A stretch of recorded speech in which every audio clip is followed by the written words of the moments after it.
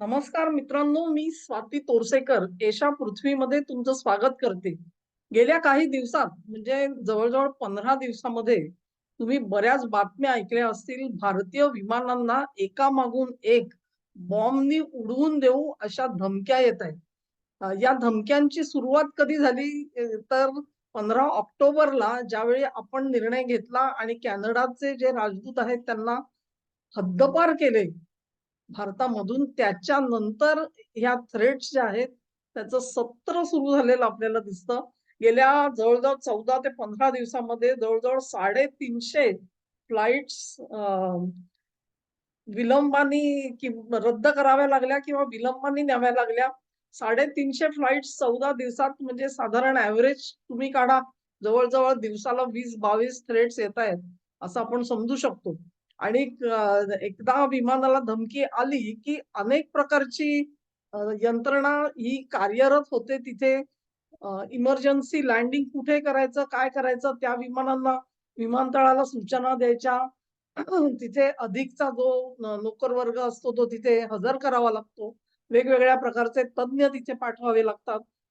Bomb असेल तर त्याची कसून तपासणी करावी लागते. हे सगळा जो याला एक प्रोटोकॉल असतो आणि त्या प्रोटोकॉलनुसार एक जरी अशी धमकी आली तरी देखील प्रचंड धावपळ होते, धांदल उडून जाते. मग ज्यावेळेला अशा प्रकारच्या 20-20 धमक्या जर का एका दिवसात येत असतील, तर तुम्ही कल्पना करा की एकंदरीतच विमान वाहतुकीवरती कसा ताण पडलेला असेल.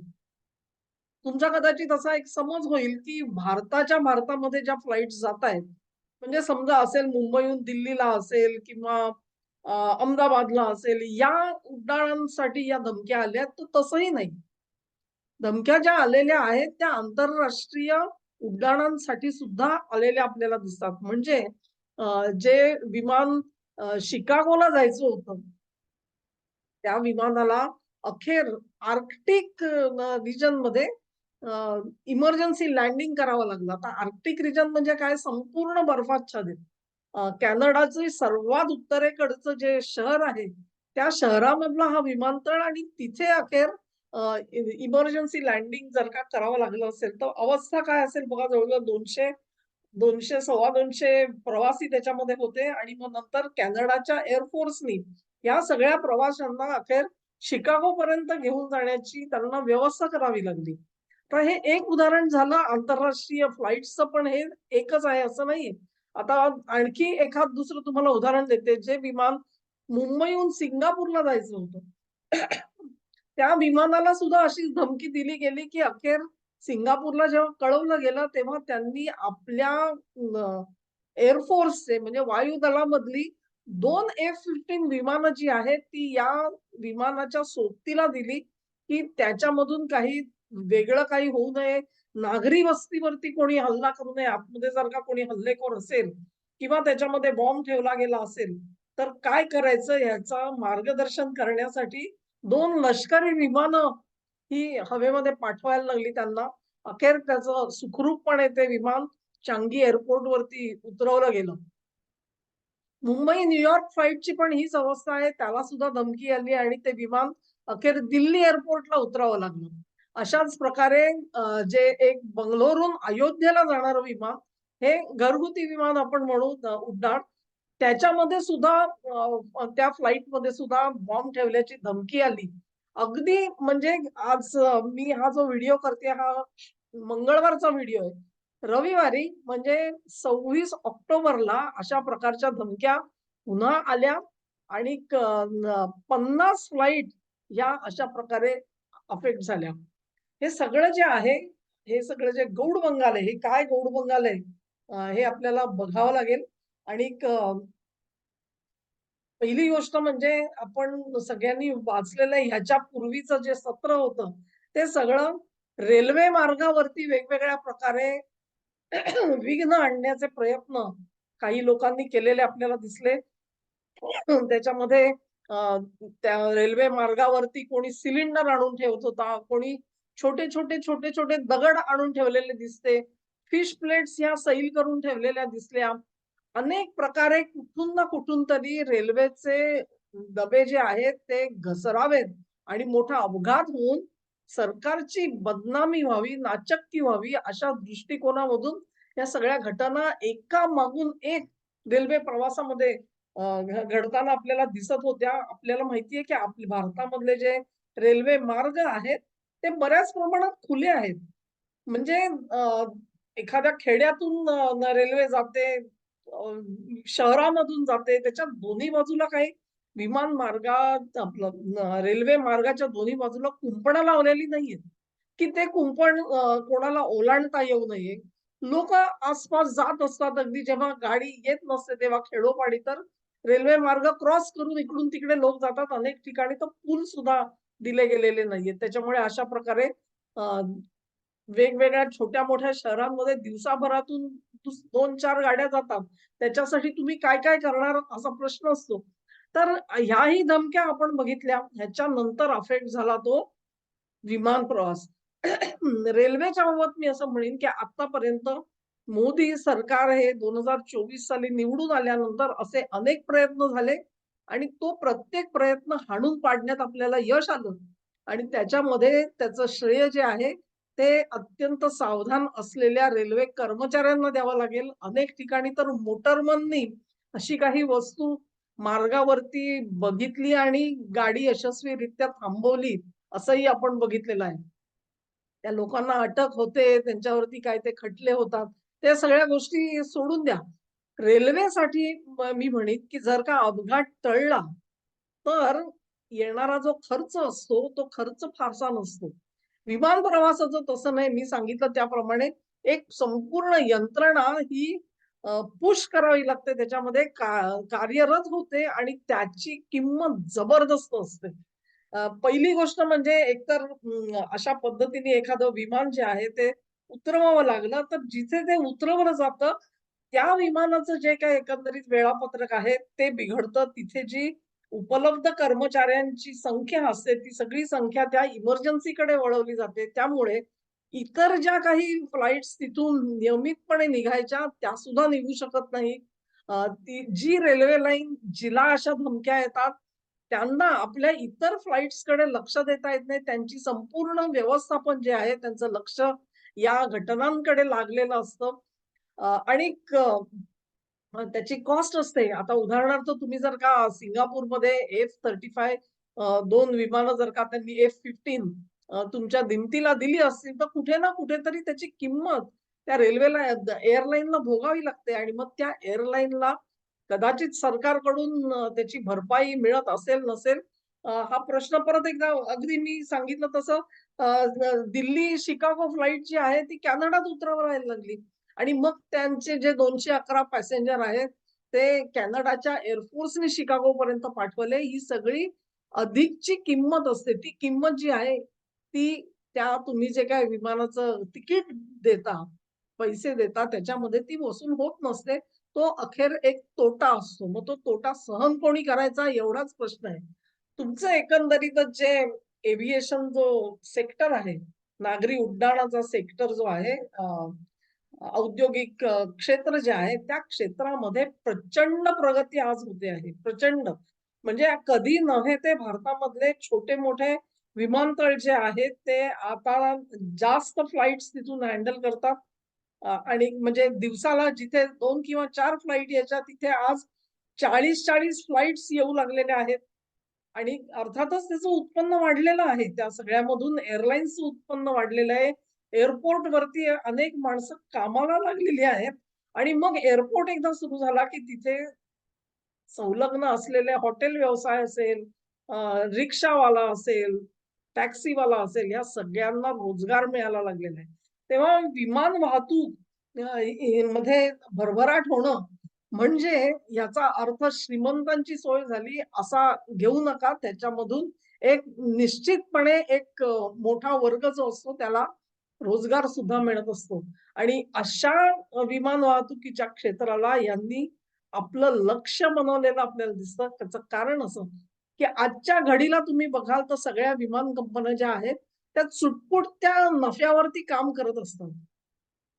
कारण कितीही म्हटलं आपण, की प्रवाशांची संख्या जास्त आहे आणि जरी असलं तरी सुद्धा भारतामध्ये प्रचंड पैसा टाकून प्रवासी तिथे येत नसतात, पण विमान कंपन्यांना सुद्धा अनेक ठिकाणी काटकसर केलेली आपण बघतो आहोत. मला वाटतं तुम्ही जर का 15-20 वर्षापूर्वी विमान प्रवास केले असतील, अगदी खुद्द भारतातल्या भारतात सुद्धा, तर त्यावेळी देण्यात येणाऱ्या ज्या सुविधा होत्या पॅसेंजर्सना, त्या आणि आजच्या सुविधांमध्ये प्रचंड अंतर पडलेलं तुम्हाला दिसेल. अगदी केवळ घरगुती फ्लाइट्समध्ये नाही, तर इंटरनॅशनल फ्लाइट्समध्ये सुद्धा सर्व्हिसची पातळी जी आहे ती किती खाली आलेली आहे. ते सगळ्यांनी तुम्ही नोंद त्याची घेतली असेल. याचं कारण असं, की त्यांना जे त्यांचं इंधन आहे त्याच्या किमती प्रचंड वाढत जातात आणि मग त्यांचा जो नफा असतो तो अतिशय कमी टक्क्यांवरती त्यांना ऑपरेट करावं लागतं. कारण त्यांनी जर का दर वाढवले तर पॅसेंजर येत नाही. अशा पद्धतीने हा एक विकसित होणारं जे क्षेत्र आहे त्याला टार्गेट बनवलं गेलेलं आहे. आणि त्याची कारणं सुद्धा परत 2 कारणं माझ्या डोक्यामध्ये येतात. ती अत्यंत महत्वाची कारणं आहेत. पहिलं असं आहे त्याच्यामधलं, की याच सगळ्या दरम्यान म्हणजे मोदी ज्यावेळेला 20 सप्टेंबरच्या दरम्यान अमेरिकेत गेले होते युनोच्या जनरल असेंब्ली मीटिंगसाठी. तिथे त्यांनी भाषण केलं नसेल, पण त्या निमित्ताने अमेरिकेत ते अनेकांना भेटले. मोदी तिथे भेटलेले होते तेव्हा लक्षात घ्या अमेरिकेबरोबर आपण एक करार केलेला होता आणि त्या करारानुसार जी आपली लढाऊ विमानं आहेत त्यांची इंजिन्स अमेरिकेने भारताला द्यावी असा हा करार झालेला होता. आणि त्या इंजिनांची किंमत भारताने पूर्णपणे त्यांना चुकती केलेली आहे. असं असून सुद्धा भारताला आजपर्यंत एकही इंजिन अमेरिकन कंपन्यांनी दिलेलं नाहीये. दुसरं उदाहरण जे आहे ते बोईंगचं आहे. बोईंगच्या अनेक इंजिनांमध्ये बिघाड झालेला आहे. अनेक जे विमानं आहेत ती नुसती उभी करण्यात आलेली आहेत आणि त्या इंजिनची जी रिप्लेसमेंट यायला पाहिजे, त्याच्यामध्ये भारताने खूप मोठी मागणी करून सुद्धा काहीही होऊ शकलेलं नाहीये. बोईंगनी अशा पद्धतीची इंजिनं ही एक वेळ तुमच्या व्हिएतनाम असेल आणि फिलिपाईन्स असल्या देशांना सुद्धा दिलेत, पण भारताला मात्र ताटकळत ठेवलेला आहे. तर अशा पद्धतीने एक दुजा भाव हा अमेरिका स्वीकारताना आपल्याला दिसते. त्याच्यावर उपाय म्हणून भारताने फ्रान्स सोबत करार केला. म्हणजे मोदी जेव्हा अमेरिकेमध्ये होते, तेव्हा यावेळेला अजित दोवल त्यांच्याबरोबर गेले नव्हते. दोवल गेले होते फ्रान्समध्ये आणि फ्रान्समध्ये त्यांनी करार केला आणि लढाऊ विमानांची जी इंजिनं असतात ती फ्रान्स आता भारताला द्यायला तयार झालेला आहे. तेव्हा अमेरिकेने नाक दाबलं म्हणून भारताचं जरूर अडलं थोडं विलंब झालेला आहे, पण त्याच्यावर आपण मार्ग काढलेला आहे. आणि हे जे काही सोल्युशन मोदींनी काढलेलं आहे ते अमेरिकेला सहन होणं शक्य नाही. कारण मी दिलं नाही इंजिन तुला, तर तुला लढाऊ तुझी विमानच मिळणार नाहीत. आज बघा तुम्ही आपलं एक साधारणपणे एस्टिमेट असं सांगितलं जातं, की भारतीय वायुदलात असं म्हणतो, की आमच्याकडे 42 स्क्वाड्रन पाहिजेत विमानांचे, तयार पाहिजेत ताफे, ज्याला आपण म्हणतो स्क्वाड्रन म्हणजे ताफा. असे 42 ताफे आम्हाला लागतात, तर आम्ही या देशाचं रक्षण करू शकू. हे ताफे आज ती जी संख्या आहे ती जवळ-जवळ 29-30 वर आलेली आहे. 12 ताफे तुमच्याकडे कमी आहेत आणि एक असं सांगितलं जात होतं, की थोडीफार तुम्ही राफेल विमानं घ्या आणि ती गॅप भरून काढा वगैरे. पण भारताने त्याच्यातला कठीण मार्ग स्वीकारला आणि आपण स्वतःचं जे विमान विकसित केलेलं आहे, तेच विमान आपण आपल्या वायुदलाला देऊन फक्त इंजिन मात्र अमेरिकेकडून घ्यायचं आहे. पण तिथेच पाचर मारल्यामुळे स्क्वाड्रनची संख्या जास्त होऊ शकली नाही. सगळ्या असेंब्ली लाईन सगळ्या ठप्प पडून राहिलेल्या आहेत. म्हणजे जे काही आपण त्याच्यामध्ये गुंतवणूक केली त्या विमानामध्ये असेंबली करण्याची ती इंजिनाविना सगळी डेड आहे, थंड पडलेली आहे. तो पैसा पाण्यात गेल्यासारखा आहे जोवर तुम्हाला इंजिन मिळत नाही. तेव्हा आता फ्रान्सने जर का इंजिन दिली, तर आपण त्याची असेंबली पूर्ण करू शकू आणि वायुदलाला आवश्यक असलेले स्क्वाड्रन देऊ शकू. परंतु ते होण्यास मागे मध्ये गॅप पडलेली आहे. 2 ते 3 वर्षाचा काळ निघून गेलेला आहे आणि हा अत्यंत मोलाचा काळ असतो. याच काळामध्ये जर का यदाकदाचित युद्ध झालं, तर काय होईल ह्याची कल्पना करा. त्यावेळेला तुम्हाला संपूर्ण विमान कोणाकडून तरी आणलंय असं होऊ शकत नाही. कारण विमानं आणली की त्याचं टेस्टिंग असतं, त्याच्यावर ट्रेनिंग होतं. त्यानंतर जवान ते उडवत असतात वगैरे, वगैरे एक प्रक्रिया असते. तेव्हा इंजिन नाही मिळणार, तुमची इन्व्हेस्टमेंट डेड झाली तरी चालेल, आमच्याकडून संपूर्ण विमान घ्या, नाही तर काही नाही. असा हा जो काही पेच टाकण्याचा प्रयत्न केलेला आहे अमेरिकेने, त्याच्यावर मोदींनी त्यांना जे उत्तर दिलंय ते चांगलं झोंबलेलं आहे. आणि मग आपल्याला माहिती आहे की अनेक प्रकारे मोदी सरकार त्यांना झोंबतंय. त्यांना मोदींना सत्तेवरून खाली खेचायचं होतं. जून महिन्यामध्ये ज्या निवडणुका झाल्या त्याच्यानंतर आपलं म्हणजे आपल्याला जवळचं असलेलं सरकार देशामध्ये येईल अशी त्यांची गोड समजूत होती, पण ते काही होऊ शकलं नाही. मोदी पुन्हा तिसऱ्यांदा पंतप्रधान झालेले आहेत आणि मग आता काय करायचं, तर जागा तर 240 मिळाल्या. ह्याचाच अर्थ असा, की 2 पक्षांचा जो पाठिंबा आहे त्याच्याशिवाय, 2 पक्षांच्या पाठिंब्याशिवाय हे सरकार तगणार नाही हे त्यांना माहिती आहे. आता त्याच्यामधली परिस्थिती अशी आहे, की नितीश कुमार जे आहेत, त्यांची निवडणूक ही 2025 साली होणार आहे. तेव्हा 25 साली निवडणुकीचा काळ येईपर्यंत नितीश कुमार काही मोदींना धक्का देऊन बाहेर पडणार नाहीत. एवढी या बुद्धिमान आहेत ते अमेरिकन. जे कोणी प्लॅनिंग करतात त्यांना त्याची आपल्याला त्यांना मार्क द्यावे लागतील त्याच्यासाठी. पण कुटील बुद्धी आहे. म्हणजे दुसऱ्याला पाडायचा कसा ह्याच्या मागे लागलेली बुद्धी आहे ती. त्यामुळे नितीश कुमार काही आपल्या हाती लागणार नाहीत, गळाला लागणार नाहीत. तेव्हा आत्ताच्या आत्ता सत्ता पालट करायचा. आत्ताच्या आत्ता म्हणजे काय? तर बायडेन सत्तेवर आहेत तोपर्यंत म्हणजे 20 जानेवारीपर्यंत. तर मग चंद्राबाबूंवरती दडपण आणायला पाहिजे.